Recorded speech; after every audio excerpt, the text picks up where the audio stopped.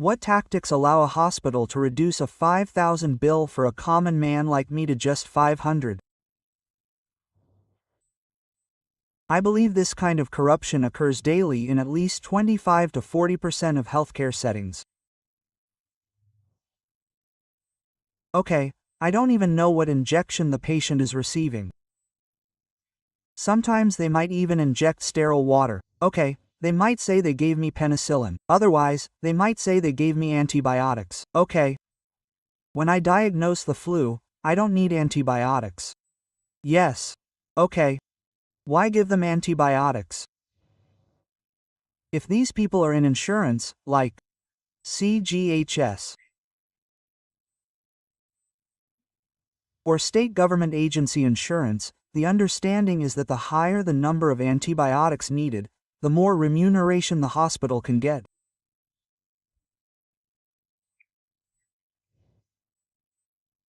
So I've also heard that some people from other hospitals say that those who work in insurance put pressure on the doctors because the management puts this pressure on the doctors. Hey, brother, prescribe antibiotics. You should write on the paper that you're prescribed intravenous antibiotics. Even if you haven't, we should write that you're giving them. Even if you're giving oral antibiotics, we should write that you're giving IV antibiotics. And the more expensive antibiotics are the more costly ones. If we prescribe more, we'd get more reimbursement. Look, there's a flaw in the system as well, Mr. Shamani. Let me explain what the flaw is. Central government, state government, and public agencies like that, okay? When a patient is admitted to a hospital, they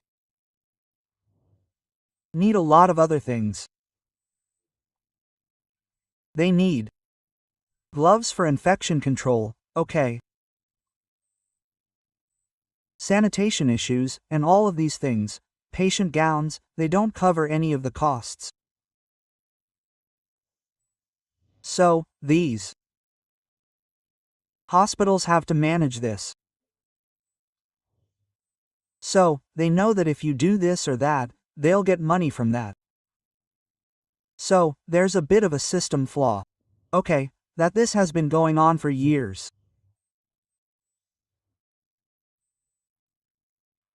So I think if we all sit together and formulate proper policies on such matters, I feel strongly that by making these policies, we can reduce the corruption that occurs.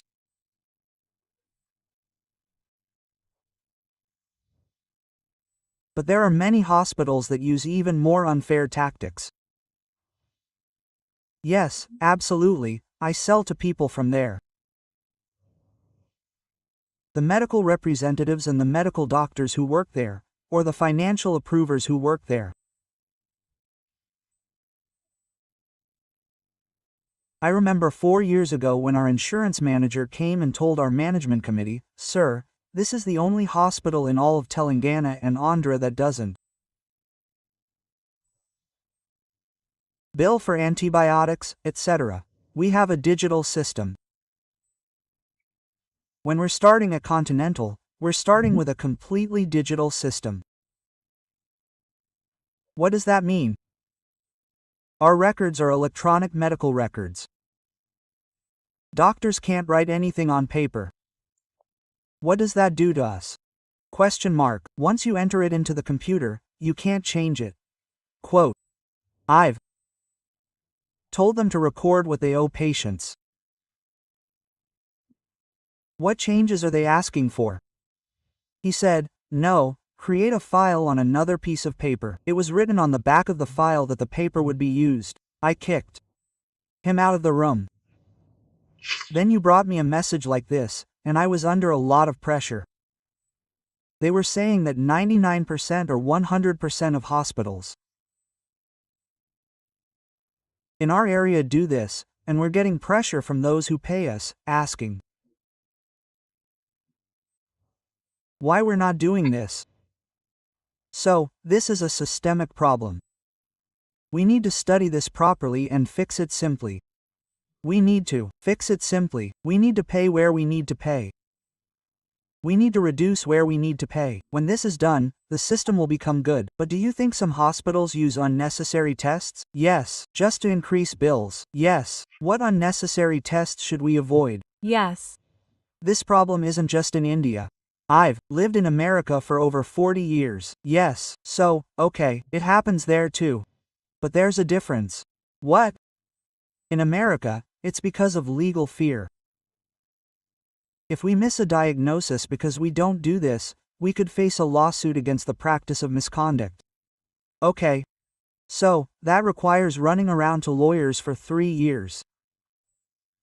Sometimes their expenses run into lakhs.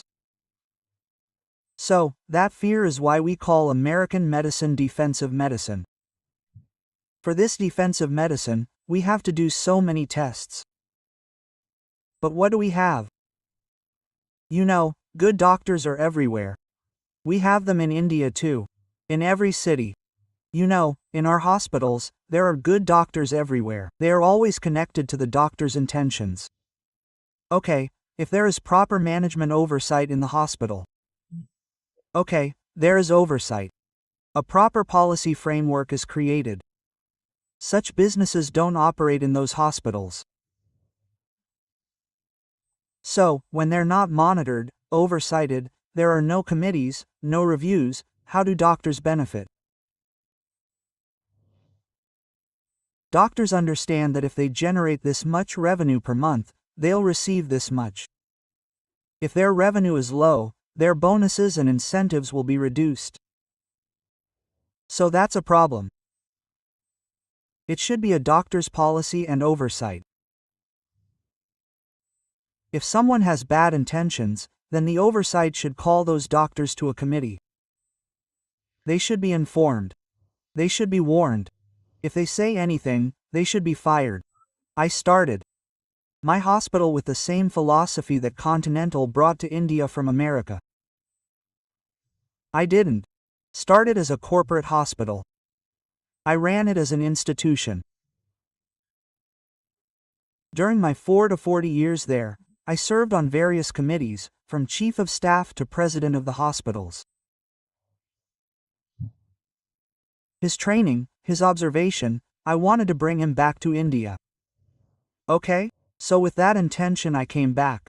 With that intention not to start a corporate hospital. But can we do that?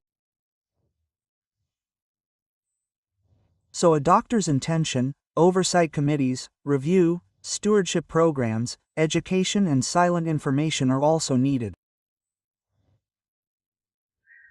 Okay?